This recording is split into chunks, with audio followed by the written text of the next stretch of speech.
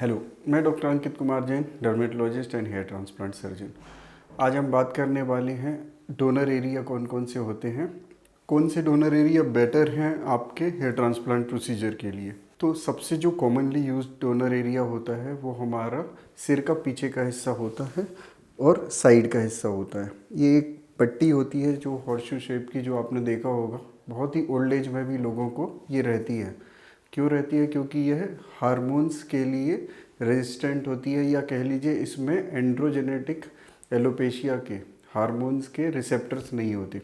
इस कारण से यहाँ पे बाल्डनेस नहीं आती, तो ये हमारे परमानेंट हेयर होते हैं। तो इस जोन से सबसे कॉमनली हेयर ट्रांसप्लांट के लिए हेयर लिए जाते हैं। उसका रीज़न ये होता है कि यहाँ पे जो बालों का टेक्सचर होता है वो एकदम सेम आता है जो स्कैल्प के हेयर पे होना चाहिए। सेकंड, यहाँ पे मल्टीपल रूट्स ज़्यादा मिलते हैं आपको। Single roots, double root, multiple roots, इस तरह के फॉलिकल में वैरायटी ज़्यादा मिलती है। ये हम बहुत ज़्यादा लेंथ बढ़ा सकते हैं, क्योंकि हम सिर के बालों के अगर हम कभी लंबा करना चाहें तो हम लेंथ बढ़ा सकते हैं। तो ऐसे कई फैक्टर्स होते हैं जो इसको सबसे सूटेबल डोनर एरिया बनाते हैं।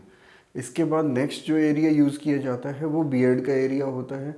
बियर्ड के एरिया में क्योंकि एंड्रोजन रेजिस्टेंट हेयर होते हैं, उल्टा ये एंड्रोजन से और ज़्यादा बेटर होते हैं।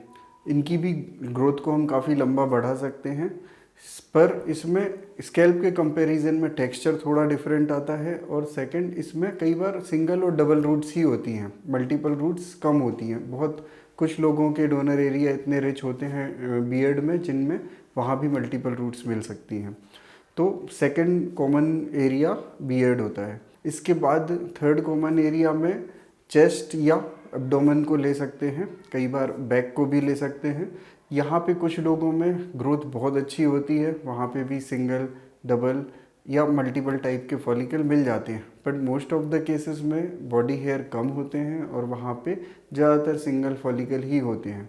अब एक ड्रॉबैक्स चेस्ट हेयर लेने में ये रहता है कि इनके जो फॉलिकल होते हैं उनकी लेंथ बहुत कम बढ़ती है, तो वो बॉडी पे भी उतनी ही लेंथ लेते हैं, मतलब स्कैल्प पे भी उतनी ही लेंथ लेते हैं। तो कहीं ना कहीं ये कवरेज देने के काम में तो आते हैं, बट बहुत प्रॉपर रिजल्ट नहीं दे पाते।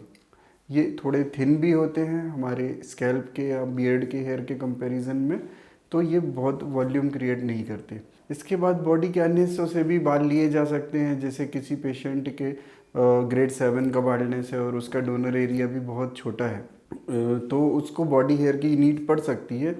ऐसे केस में अगर बियर्ड भी कम पड़ जाती है तो फिर उसके अदर बॉडी हेयर भी लिए जा सकते हैं।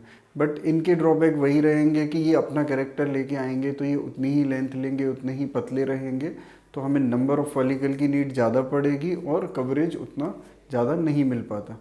तो कहीं ना कहीं इस तरह से हमें डिसाइड करना होता है किसी पेशेंट में कि स्कैल्प हेयर कितना यूज़ करना है, बियर्ड कितना यूज़ करना है, और अगर ज़रूरत पड़ती है तो बॉडी हेयर को कैसे यूज़ करना है। अब डोनर एरिया में एक चीज़ इम्पॉर्टेंट होती है, इसका असेसमेंट। जब हम हेयर ट्रांसप्लांट की प्लानिंग करते हैं तो हमें ये ज़रूर देख लेना चाहिए कि आपका एक सफिशिएंट डोनर एरिया है कि नहीं, जो एक सफिशिएंट कवरेज दे पाएगा नहीं, ताकि वो ज़्यादा नेचुरल रिजल्ट देता है। अगर आपका डोनर एरिया कम है और लगने का एरिया ज़्यादा है, तो फिर कई बार ऐसा होता है कि आपका कोई एक हिस्सा ही ट्रांसप्लांट हो पाता है, या फिर सारे सिर में डेंसिटी नहीं मिल पाती, काफ़ी दूर दूर हेयर रहते हैं।